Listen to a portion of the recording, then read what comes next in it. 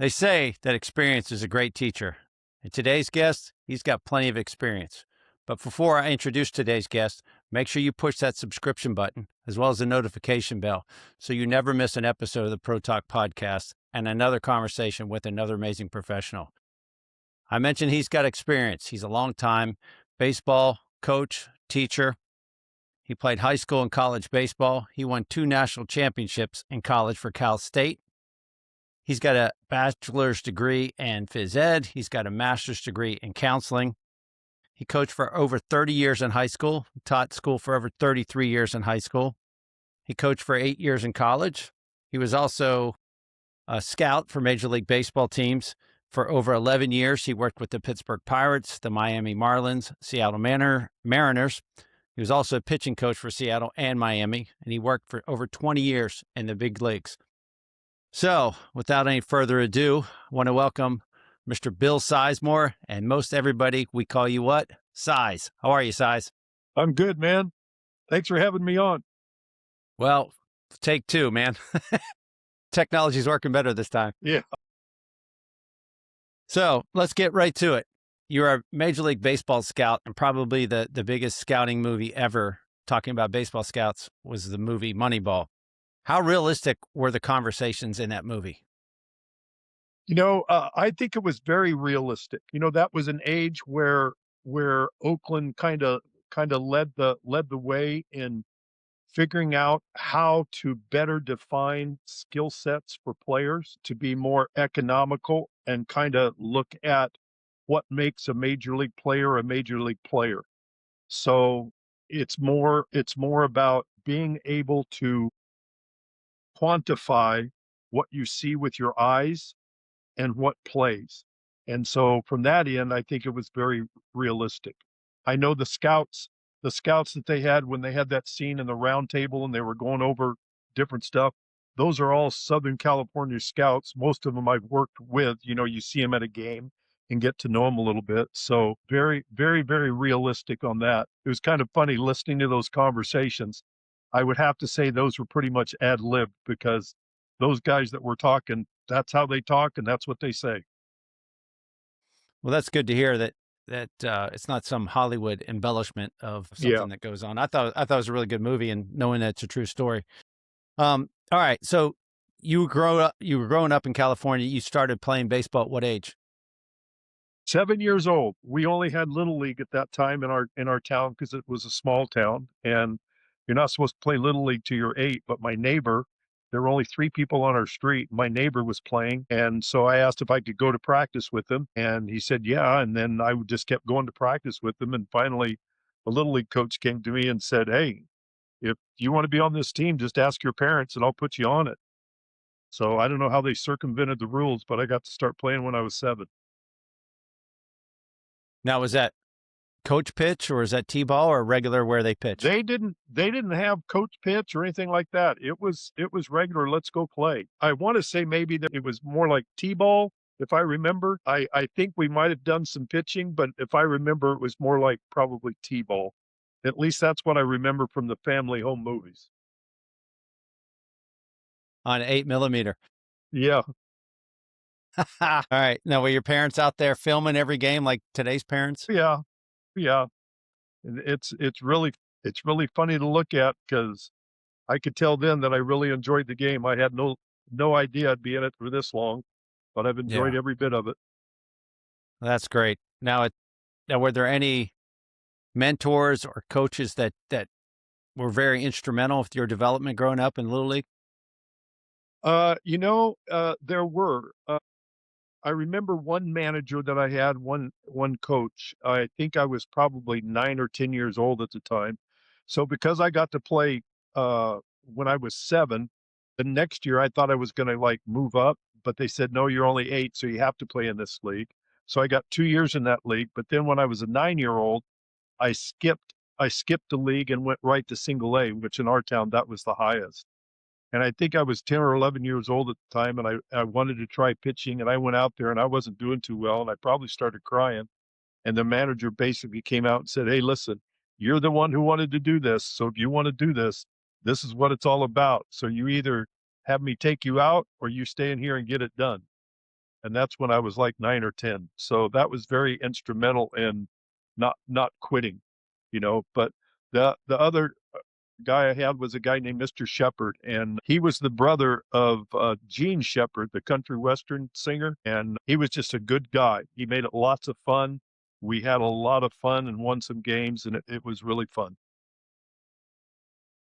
Good memories. Now, were you crying on the mound, literally? I think I did actually, if I remember correctly. I can still visually see him getting in my face. He didn't yell or anything.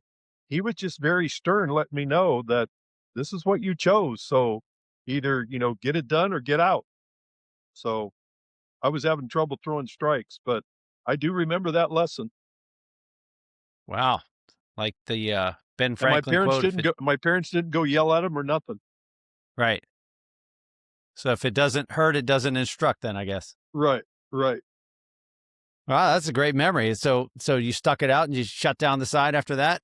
Got your stuff I together? I don't remember the outcome. I remember I stayed in the game. Well, But that's it good. was a scary moment, but it was like, I guess he knew you either figure it out or not. So Right. I No just I quitters. just love that part of the competition of the game. Now, did you play any other sports besides baseball? I played basketball. I played junior high basketball. I tried football one year, tackle football, and I figured out, nope, that's not for me because I was basically the tackling dummy and I didn't want to get knocked around by these guys. But I did do basketball, and then I played basketball through high school. Didn't play my senior year because I wanted to focus on baseball, but I really enjoyed basketball. Basketball is my second favorite sport. I just really enjoy watching it. I like the strategy of it, and it's a lot of fun. So in that day and age, they allowed you to play 2 sports. It wasn't so select like it is Absolutely. now. Absolutely. It was funny. You say allowed. My junior year, I had to order a baseball glove because obviously baseball backs up to basketball.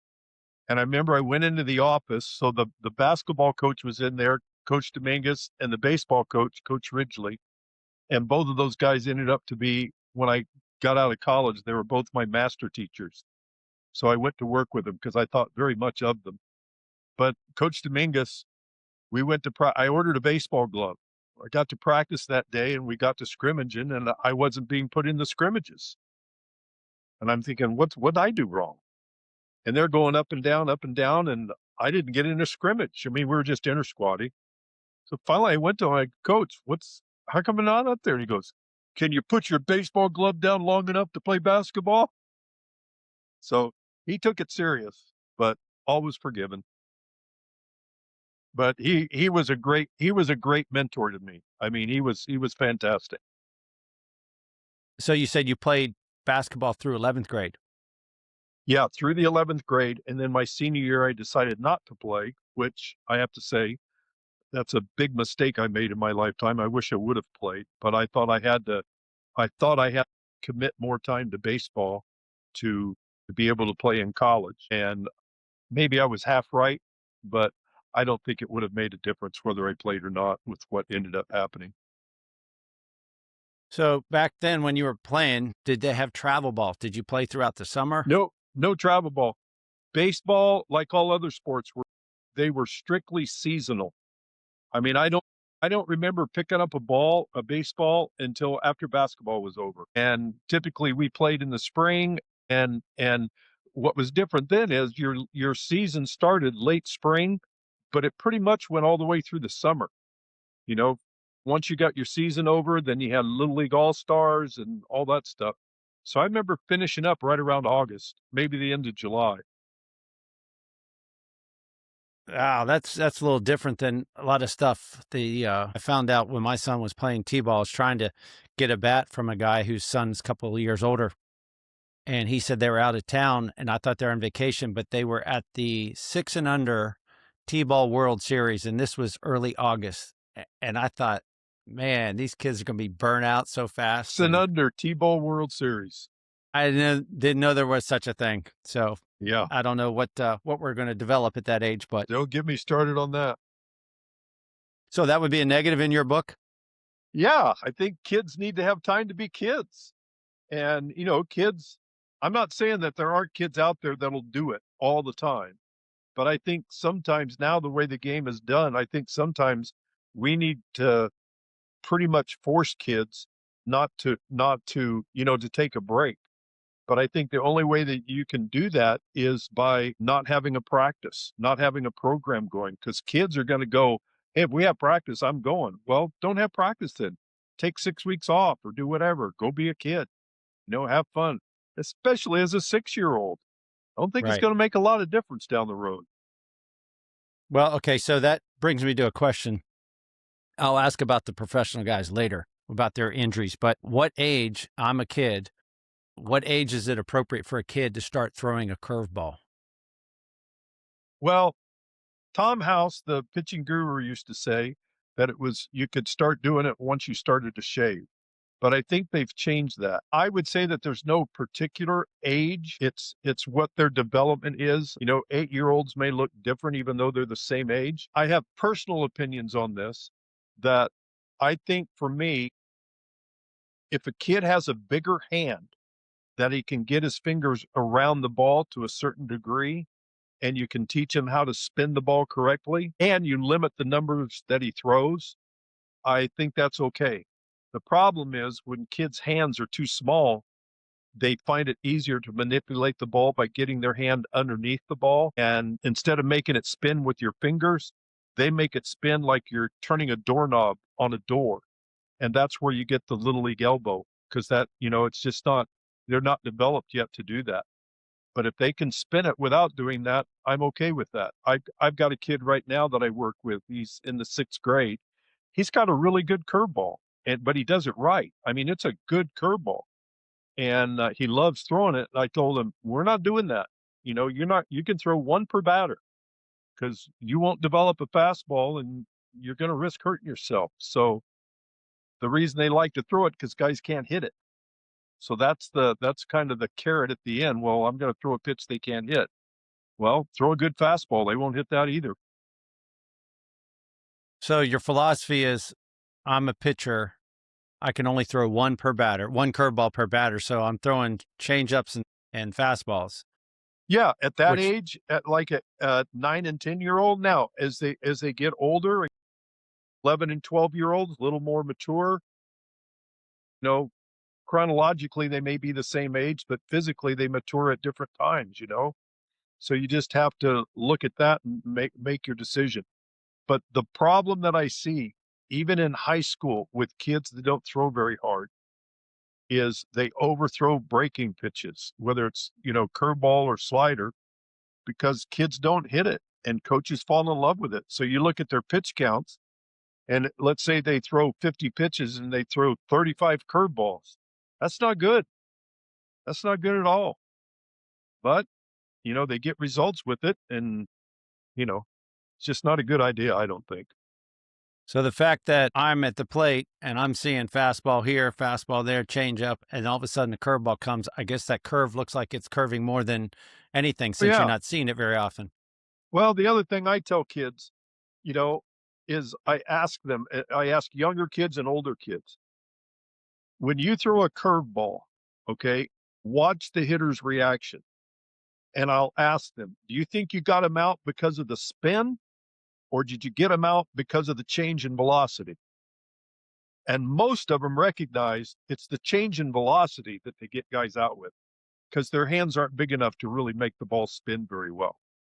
So I said, with that in mind, why don't we just learn to throw a changeup? So I teach changeup before I teach breaking ball.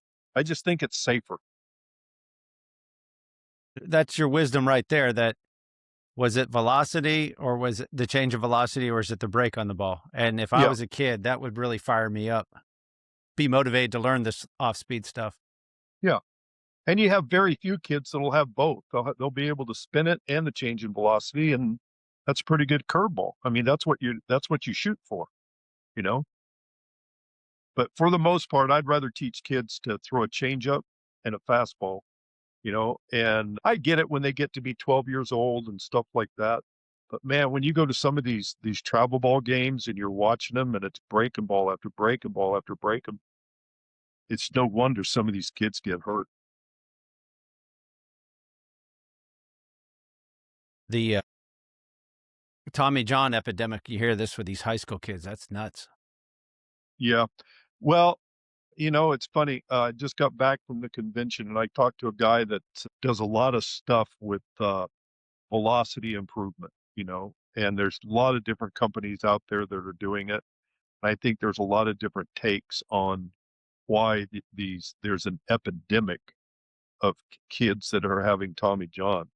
I mean, I'm coaching at Brevard College right now in Brevard, North Carolina, and we have 4 kids on our staff, 2 sophomores and 2 juniors that have already had Tommy John surgery.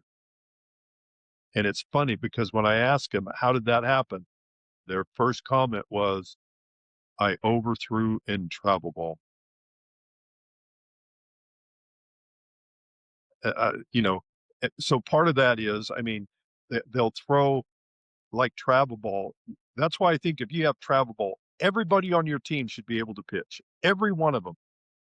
Then you can space it out and plan your innings and stuff, and you don't have to use guys back to back.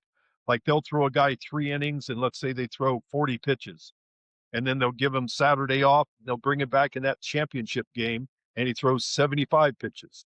You don't ask big leaguers to do that. You just don't ask them to do it. Why would you ask an 11 or 12-year-old kid to do it? So everybody pitches. That's a great philosophy. I like that. Now, when you were playing as a kid, didn't matter if it was basketball or baseball, did you get trophies for anything besides first and second place? You know, I remember that little league team that I was telling you about when I was 7 years old. I think we came in third place, and I still have the trophy.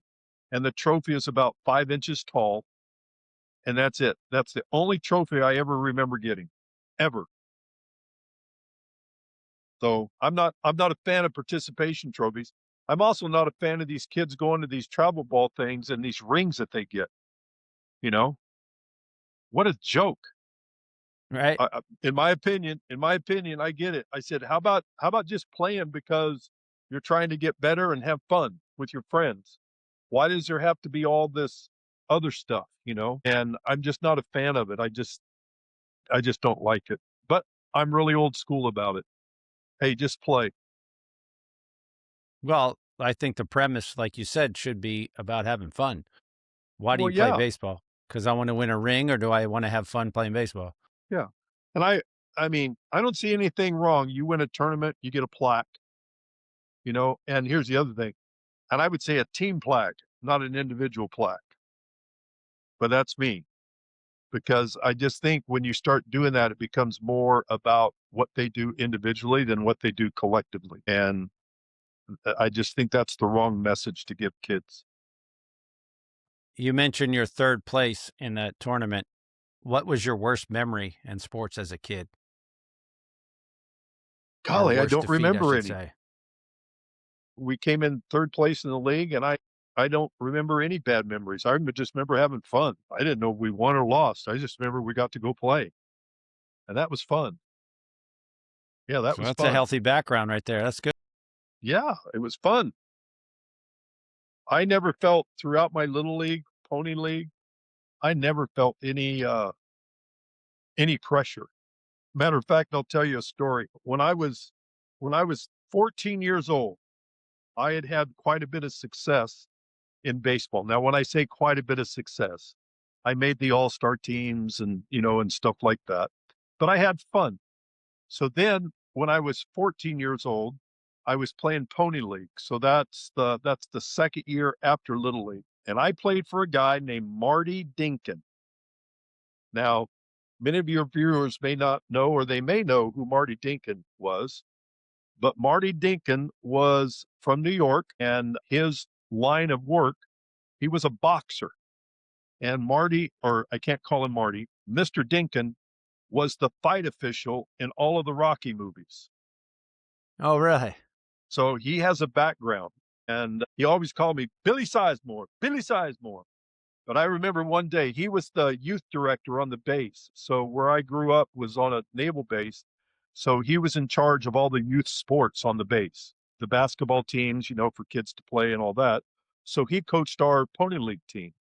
And I remember one time, boy, I got pretty full of myself at one point, and he called me over and pulled me into his office and just ripped me up one side, down in another when I was 14. He said, "You're not as good as you think you are. You'll never be as good as you think you are with a bad attitude." So he talked to me about being humble and appreciating your teammates. And I'll never, ever forget that. That was Mr. Dinkin.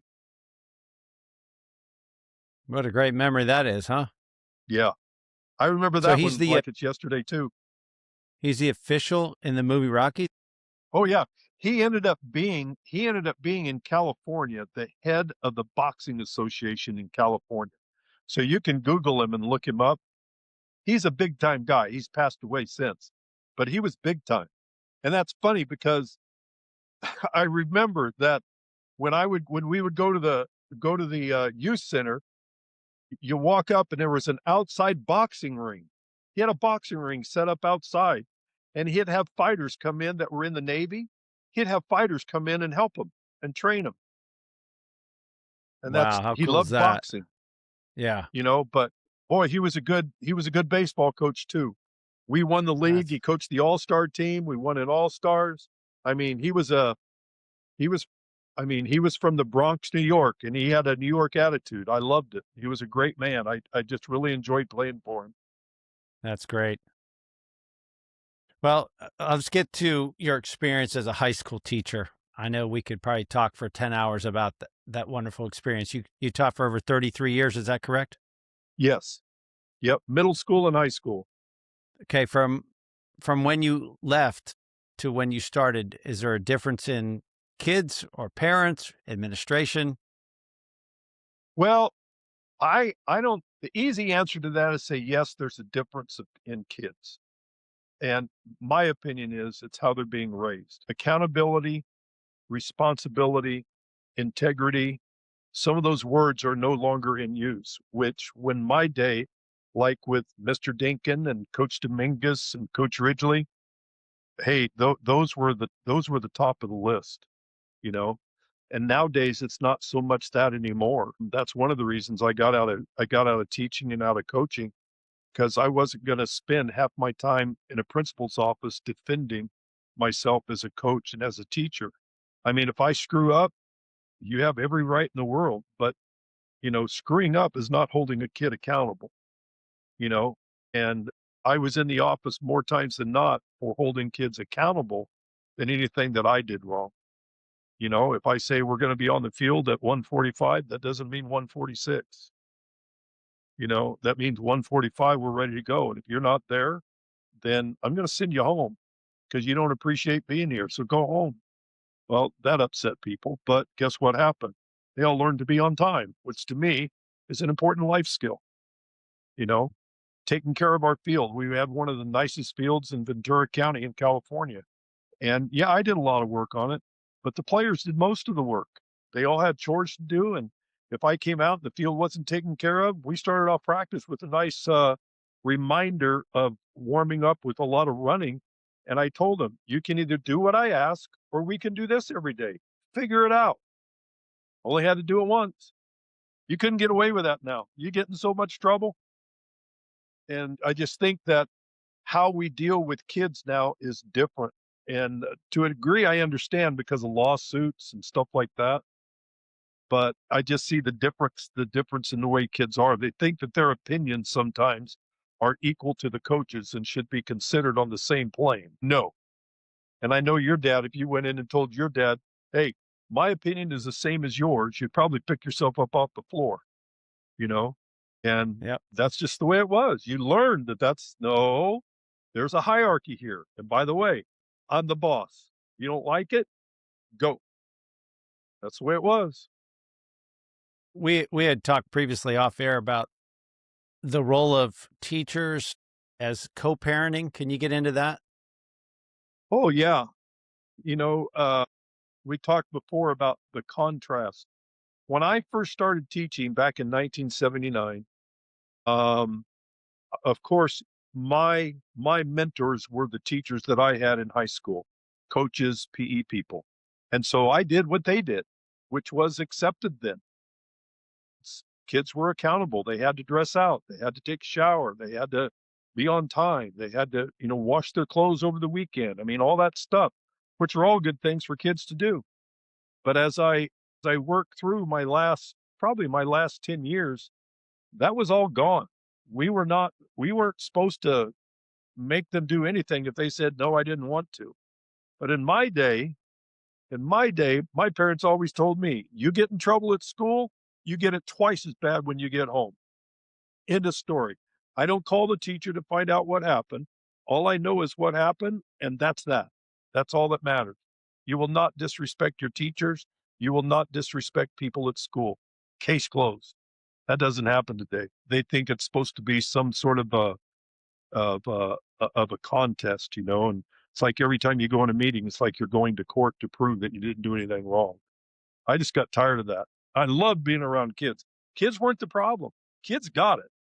You always had a few, but they knew that, hey, I can say whatever I want to this guy, and I know that my parents are going to back me. I get that. Those were very few and far between. So when I had issues with kids and I talked to them, they understood. They understood because I respected, we had a respectful relationship. But the bad ones, you always remember the bad ones. It was the parents getting in the way of saying, why don't you just let your kid be accountable? Just hold them accountable and see what happens. That was a hard lesson for them to learn. You told me that the standards in California that about promoting kids, that Yeah, was it against the law to fail a kid? yeah, yeah. You're not allowed to fail kids.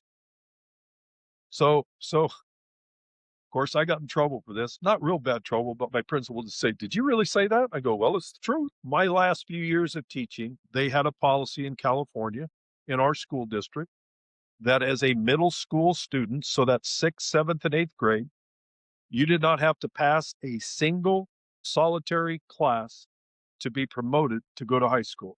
You could fail everything and do nothing.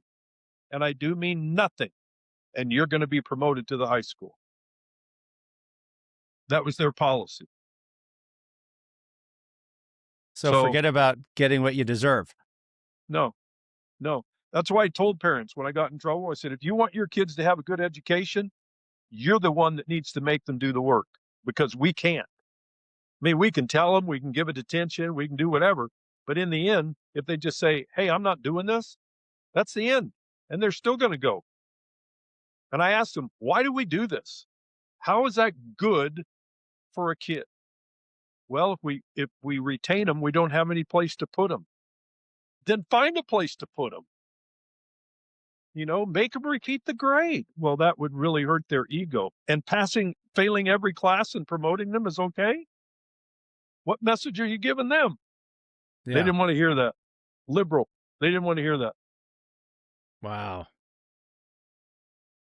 That's frustrating, huh? Yeah, yeah.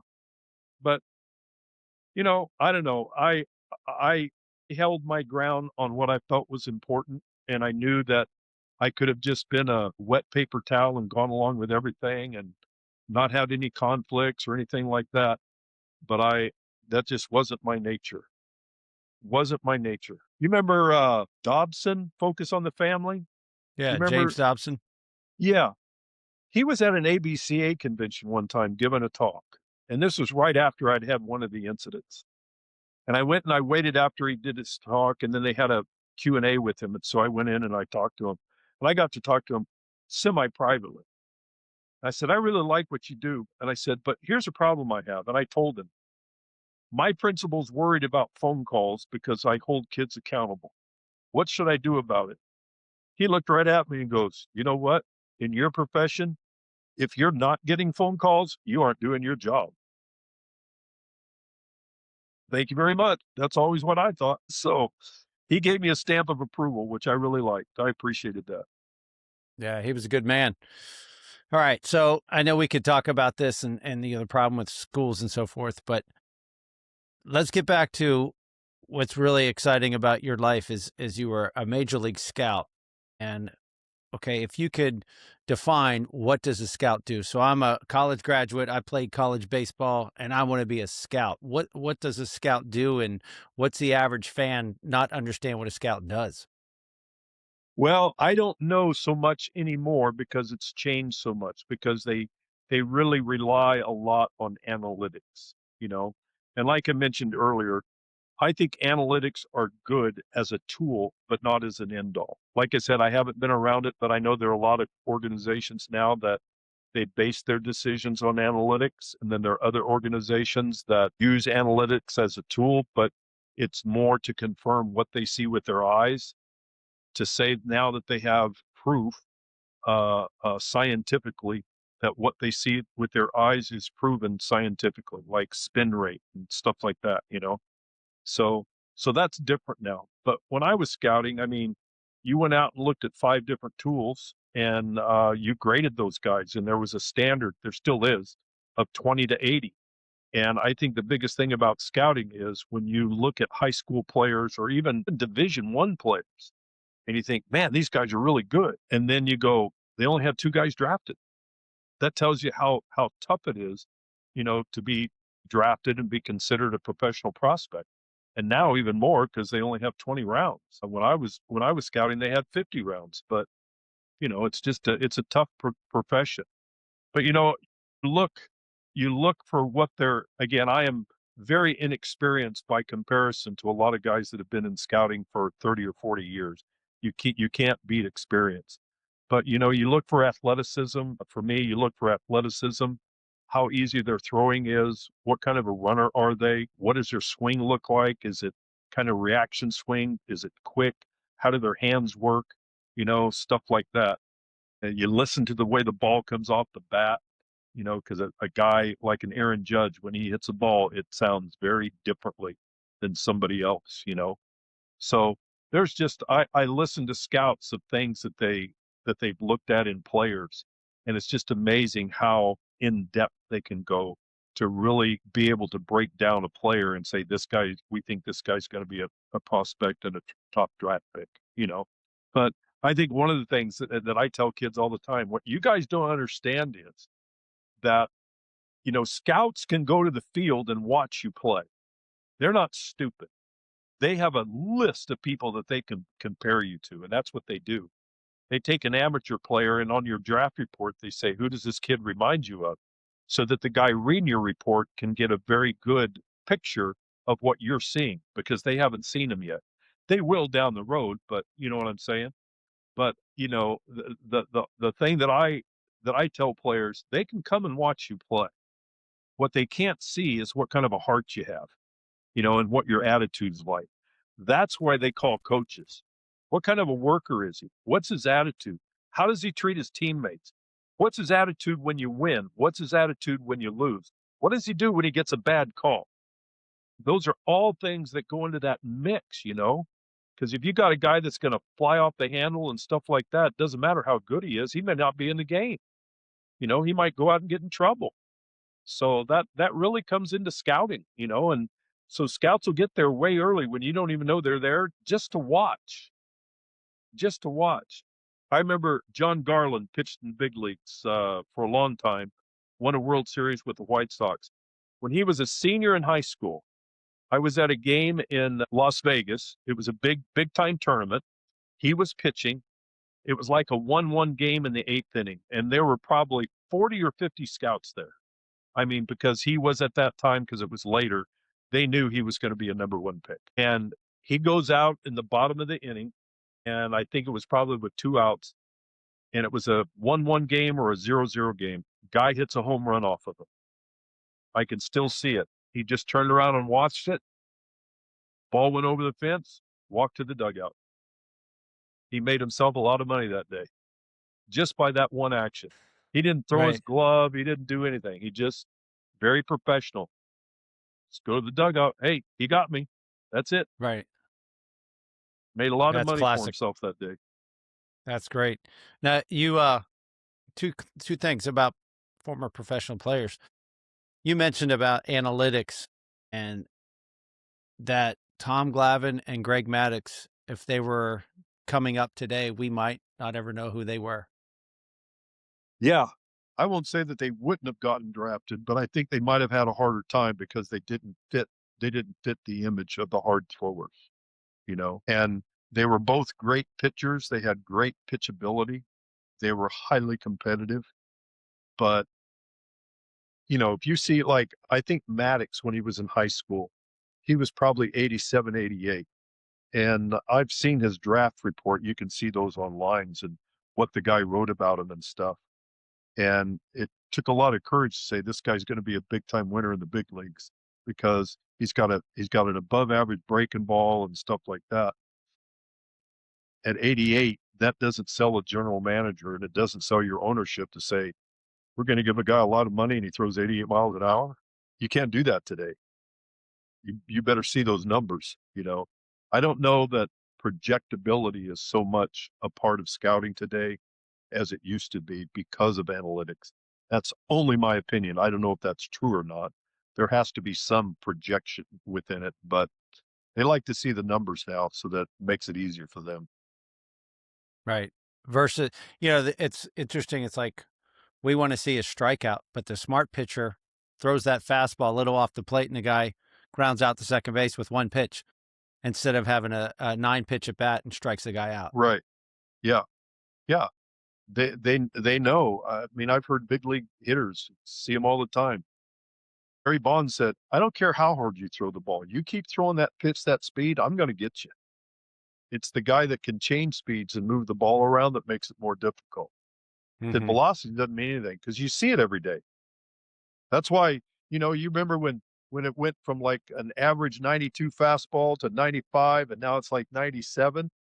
Well, guess what? Guys are still hitting it because they've acclimated to seeing that velocity all the time, you know? And now a guy that throws 91, which used to be an average fastball, that's like nothing. I don't think many big league staff have guys that top out at 91, unless they're maybe a left-hander with a great secondary pitch or stuff like that. But I mean, look at the Dodgers. Those guys coming out of that bullpen, they're 95 to 98, every one of them. So it's Well, interesting the way it's changed. you talk about movement, the proof's in the pudding that everybody in the world knew what Mariana was going to throw. It would move at the last 10 feet, the cutter, and he just got Oh guys out yeah. for years. Oh yeah. Yeah. And I know like I said, I coach at a Division III school, and we're not going to get guys that are going to be high velocity guys.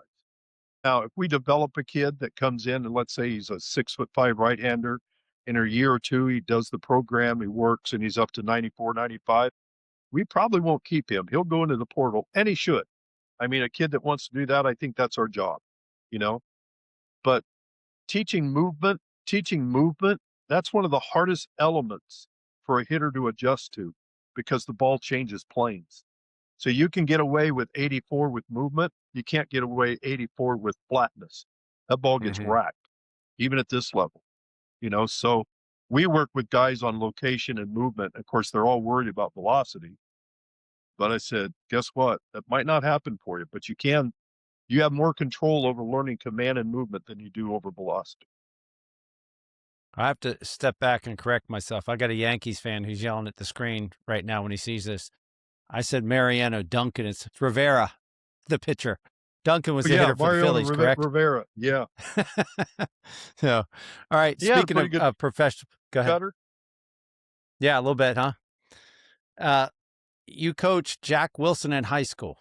Tell us about the transformation of him, where he started and where he finished with you. Well, yeah, I coached Jack. It was an interesting situation. I coached Jack when he was a senior, and I got hired in January. And so I took over, and Jack was the second baseman. And I was really surprised when I watched him. How has this guy not been playing shortstop? But I wasn't there, so I didn't know. But I felt Jack was a shortstop when I watched him. I was working for the Marlins at the time and had been to spring training. At that time, we had a lot of young infielders, Edgar Renteria, Louis Garcia, you know, a lot of them. And you watch what Jack did with a glove in his hands. He was as good as any Dominican player that was out there, which was very unusual because they're taught differently. Jack had great instincts about fielding. The other thing about Jack was he loved to work. And Jack did that throughout his career. He just loved to work. And, to his credit, he made himself into a pretty good player. He wasn't happy at the beginning with the transition of moving over to shortstop. But I told him, said, Jack, scouts are going to come and watch you. They don't sign second basemen; they sign shortstops. And after he went to a junior college after his freshman year as a shortstop and really had gotten physically stronger and everything and ended up signing as a shortstop. So, you know, he uh he was a baseball rat. This guy, I don't think he'd mind me saying this because he just loves baseball. On game day, he would wear his uniform underneath his school clothes because he couldn't wait to get on the field. That's the That's kind of guy I awesome. want on my team. That's the kind of guy I want because that guy's going to make a difference, and that's what Jack. You said that he was a multi-sport athlete as well, correct? Yeah, he kicked for the football team. He played soccer, and Jack gives a lot of credit to his ability as a shortstop to being a soccer player because of the carryover of footwork in soccer to baseball. Infielder, you have to have good feet, and Jack had great feet. But yeah, he gives a lot of credit to playing soccer to his baseball success. His son's a pretty good ball player too. I had fun watching him the last couple of years. Yeah, he is fun to watch. He is fun to watch. I mean, it's a pleasure to watch him go out there and do things. And I had such a very, very, very, very small part of that, but it's still a joy to watch him go play for a kid to be able to do that. He played 12 years in the big leagues. He was an all-star shortstop at one time, and he got to do something that he loved for 12 years, and he's still doing it, with his son Jake now makes a difference.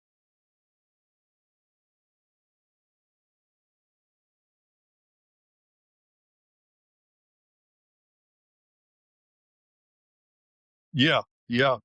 How about that? That's a pretty good standard to hold. I mean, a case could be made. Okay, everybody likes the long ball, but when you look at the body of work defensively and hits, I was cheering for him, and he was a finalist for Rookie of the Year, even though his buddy on the A's got Yeah. the Rookie of the Year for all the home runs. But pretty good body of work Jacob had. Yep. Yeah, that he kinda made out, that kid came up and hit a lot of home runs, and you knew that was gonna happen, but I would say that had that kid not come up, Jacob would have been the Rookie of the Year in the American League, Right. for sure. Now, okay, tell us, why is baseball considered a failure sport? Well, why? I think because I'm a baseball coach, I can say this, because it's the hardest of all sports to play. It's so hard to play this game. I had a scout tell me one time, "This is an easy game to play, it's a hard game to play well." So, failure is built into the game. I can't think of another sport where you can fail 70% of the time and make millions of dollars doing it. But that's just a credit to how hard the game is to play, both offensively and defensively. It's just such a difficult game to play. And, one of the things they tell players coming up, you better learn how to handle failure or you'll never make it in this game because you fail more times than you succeed. And that doesn't mean you have to accept failure. That just means you have to use it in the right way, mainly as a motivator to get better. It always struck me of watching from game to game, the hitter that was 0 for 4 and their team won. I always wondered, okay, you're paid for your performance, but you're happy your team won. That's the way I'd feel. We won. It's good enough. Okay, tomorrow I got to quickly forget about that 0 for 4 because if I'm thinking I don't want to be 0 for 5 starting off the next day, I've got to, have that mental battle to remember to forget, so to speak. Yeah, that's the hardest part about baseball is you have to have a very short memory. And that's why pretty much every club has a sports psychologist for guys to be able to talk to about stuff. You go for an 0 for 40 slump, that's a pretty difficult thing to deal with. And they have to learn techniques to be able to do that, or they would never come out of the tank. Some guys can, some guys can't, you know. But yeah, you have to have a very short memory because what you did yesterday doesn't matter about what you're going to have to do today, good or bad, good or bad. And It's funny. I remember one of the lines in Bull Durham, Kevin Costner said, "You should know better that this game is so hard that when you have success, you should respect it because it's not easy because there are a lot of times you aren't going to have success. So enjoy the time when you're going good because you're going to have equal or more times that you're not." So it's pretty amazing when those guys can go out and be so consistent. Tony Gwynn, Clayton Kershaw, Tom Seaver, they just Mr. Consistency. That's amazing. But people don't see the work that it takes to be able to get to that level. And to sit on your couch thinking, "Oh, I could hit that." Yeah, wrong. Right. All right. Let me ask you, what's your feeling about this new, not new, I guess it's been around a couple years now, the pitch com, that little electronic thing. I'm an old school guy. It's like if you are tipping your pitches and somebody sees it, that's your fault. But I know it went to a different angle with the Houston Astros and the video cheating, call it for what it was. What's your Yeah. feeling on being a pitching coach, knowing that, the catcher and the pitcher are doing this electronic stuff, calling the signals these days? Well, I had never experienced the pitch com until this fall at Brevard, and I was adamantly opposed to it, but now I'm okay with it just because it makes it easier. To me, obviously, you want you want guys to be able to call their own game, and at the major league level, they do. The coaches don't send signals in to call pitches. They have a scouting report. They spend numerous amounts of time understanding the scouting report. So, the way I've always looked at it, it used to be back in the day when Bob Gibson and Don Drysdale and stuff like that, they had their own way of dealing with guys that picked signs. You didn't do it more than once. Then you get drilled, and you'll get drilled more than once. That's just the way the game is. What bothers me now is even when you have a guy on second base and he's trying to read signs or or maybe not a sign, but tell you where location is and stuff like that, that that just isn't a good part of the game. That just isn't good. And there has to be a way to take care of it. And I think the old ways are the best ways. But I'm not an advocate of cheating, of course, but I think that, the PitchCom came about because of situations that happen, and that's fine, you know, but I prefer old school. I mean, that's just me, but hey, if guys are tipping their pitches, you better figure out why they're tipping them, and that's on you. That's not on anybody else. And before the PitchCom, hey, if they're relaying signs to home plate and they're being discreet about it, they're not making an issue about it, well, then you better be smarter than them. But when I see Hmm. guys going out there and they'll take their hand and they'll point to third if it's a fastball and point to second if it's a curveball, and they're letting everybody in the ballpark know, we're not gonna nope, that's not gonna happen. Somebody's gonna get drilled because you don't do that. You just have to be more subtle about it. So that's the way I look at it anyway. I'll, Well, that's weird. It says reconnecting. Okay, okay, let me try this now. let's see what the thing says. Why are there so many arm injuries in Major League Baseball, in your opinion? My opinion, and I don't have any scientific research to say, but from what I've heard from people who are much higher in the industry, a lot of this has to do with the constant stretch for velocity. And I think that I think guys push the envelope too much sometimes. And I think that anatomically, guys are sometimes more susceptible to a Tommy John injury than others. You look at a guy like Nolan Ryan that pitched for what, 25 years, you know, never had Tommy John surgery. And then you look at other guys, that go through it. So I'm not going to sit here and say weighted balls because I'm a believer in weighted balls if they're used correctly. But I think it's probably a combination of the stuff they do to achieve velocity and maybe throwing too much and not giving themselves enough rest. That would be my opinion, but I can only give my opinion because I don't know factually. Right. Which goes back to maybe the travel ball argument. And John Yeah, Smoltz is a big proponent about talking about kids needing rest because of the weight of yeah, a baseball. yeah, that's important. But, It's really I hard. mean, it I mean, you always gotta occur look at it. Go ahead. You gotta look at it, and this is why it just drives me crazy. So, kind of the travel ball, stuff like that. Kids are convinced that if they don't play travel ball all year long, they're never gonna get seen by a college coach, which I don't think is true. I think if you're good enough, they're gonna find out about you one way or the other. And now with Snapchat and all the other, social media outlets that kids use to promote themselves, I think that's a good thing to promote yourself, okay? But you don't have to play all year long to do it. You don't have to do that. The other thing is that unfortunately, but I understand why, coaches recruit velocity. So they think, and kids I think sometimes think, man, if I can throw 94, I get to play Division One baseball. And that's not the case. You still have to get people out. I don't care how hard you throw. So Mhm. it's like you throw 95 and can't put it over the plate or can't make the ball move or can't throw a secondary pitch. You're not going to be good to anybody except for a radar gun. That's it. So Right. I think they need to get back to that more.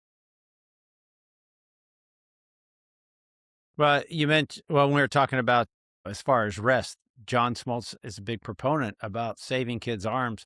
I always thought it was interesting that he and Derek Jeter, two Hall of Famers, grew up in Michigan. They didn't have travel ball. They didn't see the grass half the time until April. Yeah. Yeah. Well, that's why, even in today's scouting world, they look for arms in the Northeast and stuff like that because they know they're fresher for that very reason. They don't have all the innings on the arms like they do the people who live in Texas and California that are playing all the time. So if they can get a good arm out of University of Maine, or something like that, that's a good thing for them. Less risk, I think. That's a great, never thought of that. So, speaking, last question about MLB. I know you and I both agree that the excessive celebrations are ridiculous, that you get a double and then you have to do all these different things to the dugout and dances and stuff. And I think you told me it's like it's entertaining for the fans. But as a coach, if I did that, what would you do to me? Yeah, I'm not a fan. I'm not a fan. I mean, I get a little bit. I understand that. That's the reason I love watching playoff baseball more than just regular season baseball because their emotions are so close to the surface compared to playing 162 games. But I think the stuff that they do now is just atrocious. And the problem is that younger kids mimic it. And, they're big league players Yeah. making millions of dollars. It's a business, it's an entertainment. I understand that. I don't like it, but I certainly think there's no place for it in amateur sports, college, summer leagues, high school, stuff like that. There's just no Yeah. place for it. But, I'm old school, Yeah. But it's but that's the way it unsportsmanlike. is. It's in your face to your opponent. Well, Yeah. to me it is. To me Yeah. it is. All right. I agree with you. Now, give me, give me a rule that you would change about Major League Baseball if you could. I know the one immediately. The pickoff throws to first base. You're allowed 2. If you don't get him on the 3rd one, he gets to walk to second base. What would Ricky Henderson have done had they had that rule when he played? Or Maury Wills? Or pick any other base runner? What would they have done? I mean, it would have been a virtual track meet, you know, because that's just, and I don't know when they are allowed to go to second base after a 3rd pick, do they get credit for a stolen base? I don't know. I hope not, because all they did was create throws to first. I I don't don't know if they know. get credit for a stolen base or not, but Or does it go that down as that's a but balk to the again, pitcher? I you don't look, know. yeah, that again, you kind of look at it. It's like fans like to see offense. I get it. I don't like to see offense every night. I want to see a good pitching duel. I want to see where one pitch makes a difference in a game, you know? But much like having the juice ball and stuff like that, that's why they put that rule in because it promotes more offense. That's why they changed the size of the bases. It promotes more offense, because it makes the Yeah. baseline shorter. Yeah. So They did that at the same time, so that Well, base that made that sense base to is keep huge the now. yeah, yeah. Again, that's 8 inches less that the base stealer has to do the steal Oh, because yeah. for on Yeah. first base, that made sense from the safety aspect, but Uh-huh. Yeah. I what about just what's your feeling on the extra inning? Well, I'm not a fan of that either, but I understand it. I understand it. It shortens the game, which I don't thing I like about baseball, it doesn't have a clock. That's the beauty of the game. It doesn't have a clock. And I think sometimes the powers to be are trying to make it more like other games and shorten it. The beauty of baseball is the game decides its own pace, and that's the fun of it. But I also understand that the reason they did it is to protect pitchers. That's one of the reasons. I think it would be probably one of the top reasons is to protect pitchers because you get an 18 inning game and you spent your bullpen. Well, guess what? You've got another game tomorrow. So I understand that to that degree, but I'm not a fan of it. Rick mentioned, he said, "Why don't we play 12 innings regular, and then when you get to the 12th inning, then put a guy on second base." I thought that's a pretty good Yeah, compromise too. yeah. That's a great compromise because that's not going to hurt you unless you Yeah, did it every night, which is you're going to yeah, do it maybe what once or twice a week. Yeah, so go to 12 innings and okay, right, now we do exactly. this. Yeah, I think that's a great idea. All right, tell me the story about meeting John Wooden. I know you're a basketball buff, but you had a chance I to was meet John Wooden. Tell me that story. Yeah, I was telling one of our players that the other day. Well, I had a friend of mine that named Lynn Shackelford that played for Coach Wooden back in the 70s, early 70s. I remember Lynn when he was a player. So anyway, I met him and he found out that I was a UCLA basketball fan and a John Wooden fan. And he said, "Would you ever like to meet Coach Wooden?" I said, "Heck yeah." So he made the arrangements and we met and we went into Encino, California, which is right there near UCLA, and we all had breakfast. So it was Coach Wooden and he kind of had a group that they would meet, 5 or 6 people. And that went on for probably about 2 or 3 hours. And then we got done and he asked me, he said, "Bill, would you like to come over to my house?" I said, "Well, Coach, if you don't mind, I'd love to." He said, "Let's go." So Lynn and myself and Coach Wooden all drove over to his condo in Encino, and we probably talked for another 3 hours. We talked basketball, we talked baseball because he talked all about baseball. He was a shortstop at Purdue, and he told me my first love was not basketball; it was baseball. He said I love baseball, but because he knew baseball just like he could coach baseball just like he would have coached basketball. But, anyway, so we just had great conversation. He was so willing to talk and let you ask questions. I didn't ask many questions. In fact, at the end, he asked me, he said, "Well, Bill, do you have any questions for me?" I said, "You know what, coach? I have one." And he said, "What's that?" Excuse me, I'm sorry. I said, "Did you ever have to discipline your players?" And he just kind of smiled and he goes, "Well, sure, every coach has to discipline their players." They said, "But your program, I mean, you won what, 80 some odd games in a row, and you said you won 10 straight NCAA championships and stuff like that. How did you do that without, by disciplining players?" And he said, "Well, it's just part of the game." I said, "So how do you discipline players?" He goes, he didn't bat an eyelash. It's only one way to discipline players: take away their playing time. They mess up, they don't play. Case closed. So I said, "Wow, that's pretty good." He said, they learn not to mess up. If they break a team rule, they don't play. So he told me the story about and it was great because I remember when these guys played. And back in the day, they would play a game and they would never show the game live at home in California. But after at 11 o'clock, it would come on Channel 5 and you could watch the game as a replay. So these guys I remember. So Curtis Rowe and Sidney Wicks, two great players at UCLA. They were playing it, I think it was a national championship game down in Houston, and they had a team dinner, and they were late. And they walked in, and as they walked in, Coach Wooden said they just patted me on the shoulder. He said I didn't acknowledge him. They just went and sat down. And then, afterwards, he told him, he said, "Well, you're late, so you won't play the first half tomorrow." And I believe it was the national championship game against Houston. So they set the entire first half and didn't play. And he told me the athletic director was sitting behind the bench yelling, "John, put him in. Put him in, John."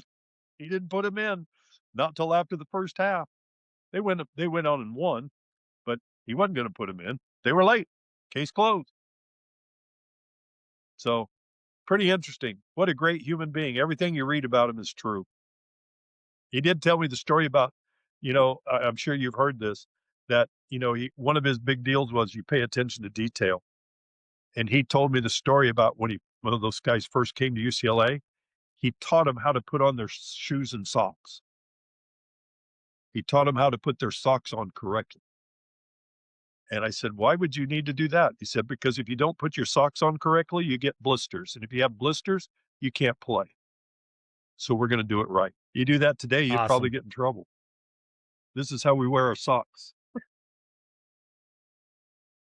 Oh, that's great. Now you mentioned something to me earlier about baseball uniforms that drives you crazy. That probably wouldn't fly at UCLA. Tell me about the word uniform means to you. Well, to me, uniform is a word that means uni means one. And that's what uniform is. It's one. You don't see the military, and I get it. I get it. It's military, but you don't see the military where they're all dressed in different uniforms to express their own personal likes and dislikes.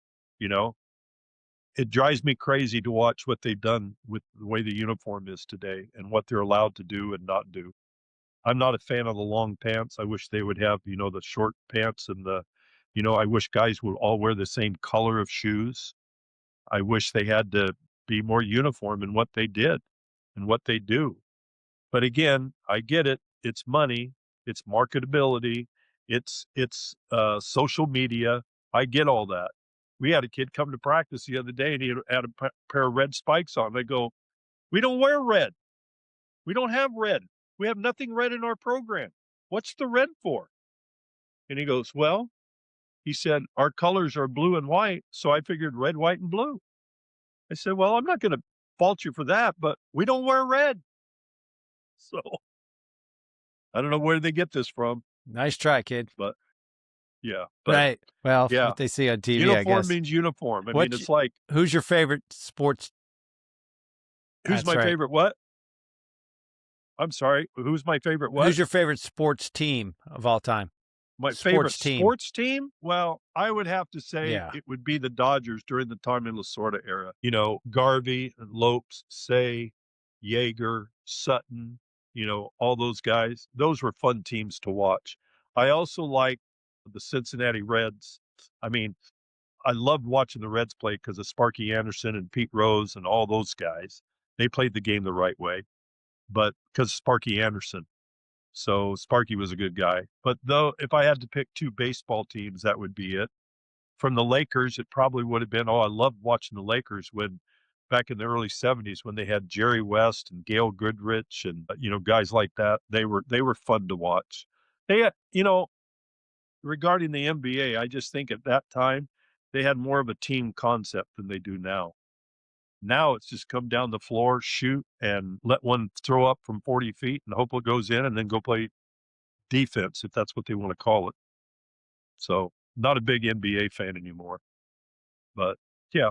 And the Celtics, of course. I love watching when they What's had your all-time? Havlicek and those guys. There you go. That was fun. They were good. And what was the That other was a guy's great name? group. That's right. John McHale. That guy was good. I liked watching Kevin him McHale. play because he got after it. He wasn't afraid to knock anybody down. That was fun to watch. What is your all-time favorite book, baseball or otherwise? I'm not a big reader, so I'm trying to think. I would have to say it would be Tom Seaver's book. I think it was called My Almost Perfect Game. He gave up a base hit with 2 outs in the ninth inning on a perfect game, but he chronicled the game right from start to finish about his pitch selection, who was coming up, why he pitched it through a certain pitch, stuff like that. So I really enjoyed reading that. That was fun. Make you feel like you were there. Oh, yeah, yeah. Yeah, He did that's another neat. one similar to that All to the right, what's the when he pitched the final. What's that?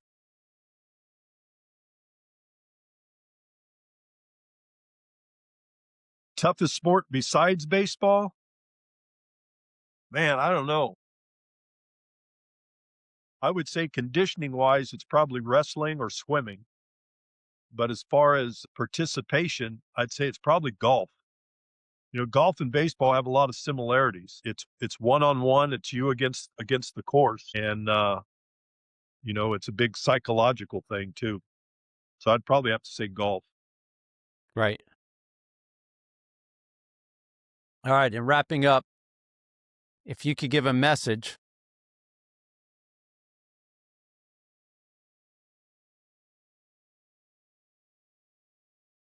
Well, I would say for a 7, 8, and 9-year-old, I would say, do your homework, get your chores done, appreciate the fact that your parents are helping you do something you love, but enjoy it. When you stop having fun, get away from the game and be sure to give yourself time to take breaks.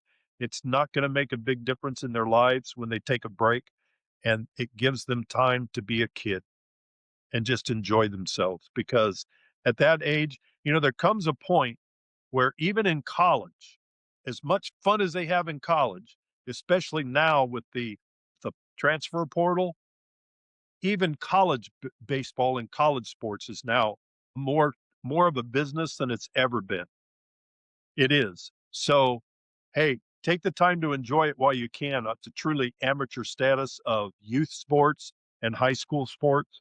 When it truly is, you play because you just love to play and enjoy yourself and make sure you take time for yourself and your friends and your family. I think that's great. Well, Bill Sizemore, Size as they call you, I appreciate your time. A couple of notes here that I wrote down to enjoy the experience of playing. Be humble, respect your teammates, accountability, responsibility, heart, attitude, character always wins.